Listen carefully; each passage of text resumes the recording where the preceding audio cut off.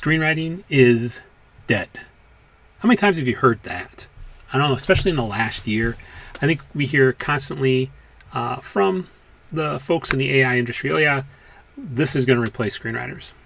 Hate to break it to you folks, screenwriting isn't going away anytime soon. So this week I had a viewer DM me and asked me to take a look at one of these new AI programs. And so I looked at The Guardian, which has an article about it, and we'll actually look at the website as well too, so we can show you where that's at. So it says the new AI service allows viewers to create TV shows. Are we doomed? To be honest, that's a clickbait title, just like the title for this particular video was clickbait, because people are always worried about that. And to be honest, I wouldn't worry too much about this in terms of was AI going to replace screenwriters. I think every time you have a new medium that comes out, whether it was, when TV came out or radio came out, or heck, even when Sir Arthur Conan Doyle was writing stories, people were worried about those little like penny dreadfuls that were coming out, stories of horror stories. They thought that would overtake the market and no one would want to read and it'd be horrible and da-da-da-da-da. I think as we see each and every time, again, I believe AI is a tool. Is this going to be a nice tool? Maybe. It might be helpful and stuff like that. And it'll be neat. It's interesting. We're going to take a look at it today and just see what it's like. So as we're reading through this particular article here, one of the key strategies of streaming services is to keep you in front of a screen as long as possible, just like everything else, like YouTube and stuff like that. Now, as soon as one of the episodes of a show you're watching ends, the next one pops up automatically. But this approach has its limits. After all, when the series ends, Netflix will try to autoplay another series that it thinks you'll like, but it has a terrible success rate. Well, this is interesting. I haven't known about this, but it makes sort of sense too. I've actually given up on Netflix for a little while, not until there's another show that I really want to watch that comes out. But yeah, it always suggest a different show when I got done watching something, and 9 times out of 10, yep, you're right, it didn't really work. Someone else wants to try to fix that. So what if Netflix gave you the chance to automatically create a new episode of the show you were already watching?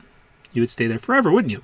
It'd be wonderful, ladies and gentlemen. You'd be thrilled to learn that this glorious technology now exists. So here's a caveat with that is before I even get done reading the rest of the article, sometimes what I want as a viewer and what I think I need as a viewer isn't actually what I want as a viewer. I know that sounds a little counterintuitive and stuff, but there's been times when I've looked at something and said, well, I want to watch a war movie, but I really want this stuff.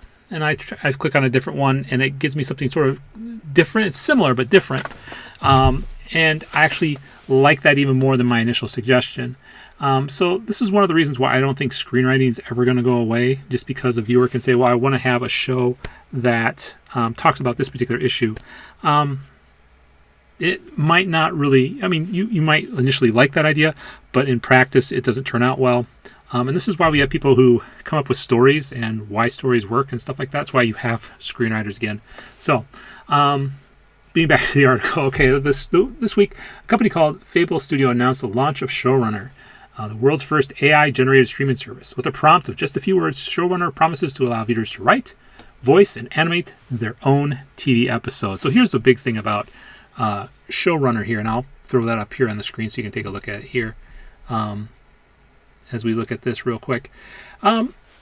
So the thing about Showrunner, it's going to be animated, and with animation, so it's not going to replace everything. For one, it's nice that it's sort of animated. It's nice that it's animated because you can basically get away with any type of genre. So if you want to do action, horror, whatever you want. So I'll put the website down if you want to sign up to be on the wait list for early access. I did put myself on there.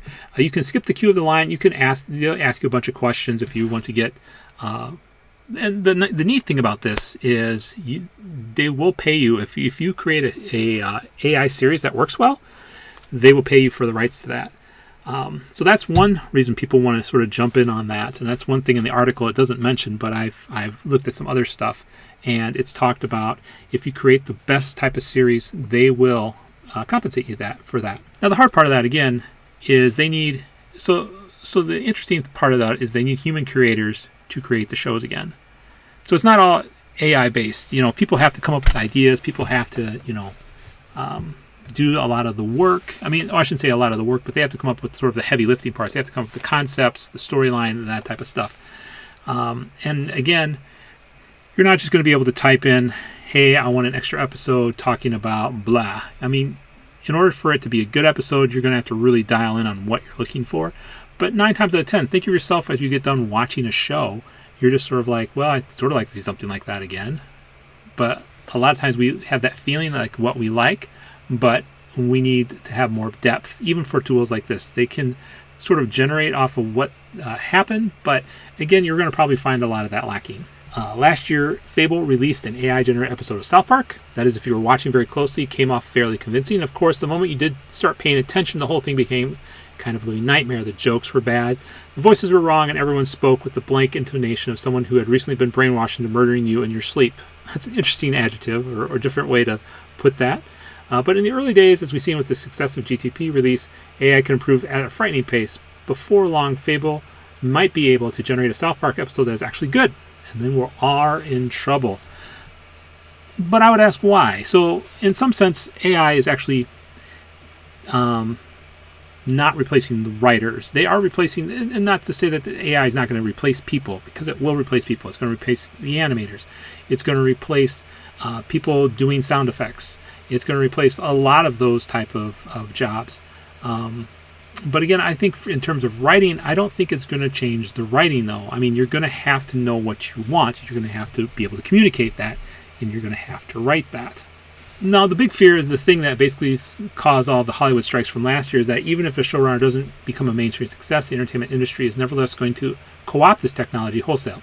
It will be slow at first. Maybe a studio will use it to generate movie plots, which can then be finessed by the human experts it has at hand, but gradually that could fall away until the industry consists of 3 or 4 executives writing AI prompts like Dinosaur Attacks Girl with Big Boobs and keeps all the revenue for themselves. See, again, I think this is an oversimplification of what's really going on. Will Hollywood use this process? Yes.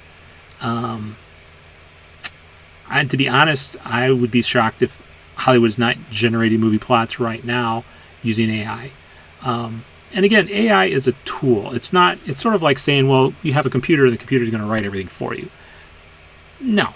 I mean, a computer can do so much. Like I said, I've had ChatGPT write me screenplays before.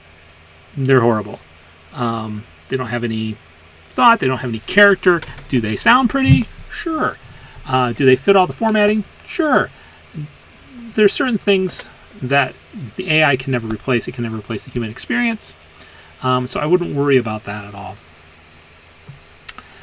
Not to say, again, that this isn't going to come to fruition in terms of that. I think that what you're seeing right now is a revolution in the movie making business, in that now there's no barrier to entry for making a movie. Back the time we have right now, in order for you to have the right type of camera, to have the right kind of sound, to hire all these actors and stuff like that, it costs you a certain amount of money. That threshold is going to come down in terms of now you have AI, and AI is replacing a lot of those human elements that cause that barrier to entry for movies and stuff like that. So I think what you're going to see, such as when the printing press came about. Now, before the printing press, books, there were very few books because they had to all be handwritten and stuff like that. Printing press, all of a sudden you could print out, anybody could print out whatever they wanted. And you had a gluttony of stuff. The same thing happened in screenwriting in terms of when people used to hand in hundreds of manuscripts for people to read. And then they had screenwriting software. And suddenly there's thousands. And then probably with the advent of AI, there'll be probably tens of thousands of movie scripts. That doesn't mean that they're all good, And I think it's the harder part is, as we get this gluttony of content, you're going to have to be able to have a better filter on one of those things looks. Let's continue reading. However, based on current evidence, this isn't likely to happen the way it looks now. Showrunners has an unspeakable air of novelty. The flood of people will initially use it to make a bunch of low-quality videos, just like what I was saying, that will turn the platform into explicitly less human TikTok or Quibbly that isn't quite as embarrassing to say out loud. My theory is that everyone will create their own episodes at first and will try to share them, but no one else will watch them because they're watching episodes that they themselves generated. And then everyone will get bored because what's the point of making something just for yourself? The bar for creation has been set too low. People will lose interest fast. And I think that's the big thing here. I mean, yes, you can create stuff, but I think,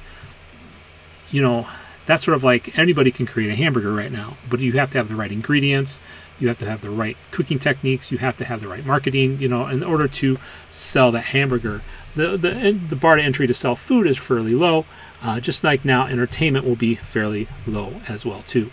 So again, let's take a look at some of the videos that you can do with showrunners.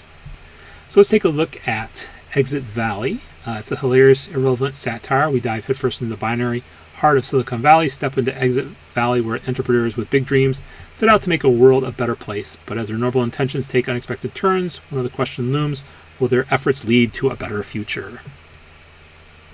All right, so let's take a look at this real quick. And garage geniuses alike forged tools they believed would better the world. But amidst this innovation... Okay, so as we just stop and take a look sort of at the image right now, you can see that the image is fairly well done.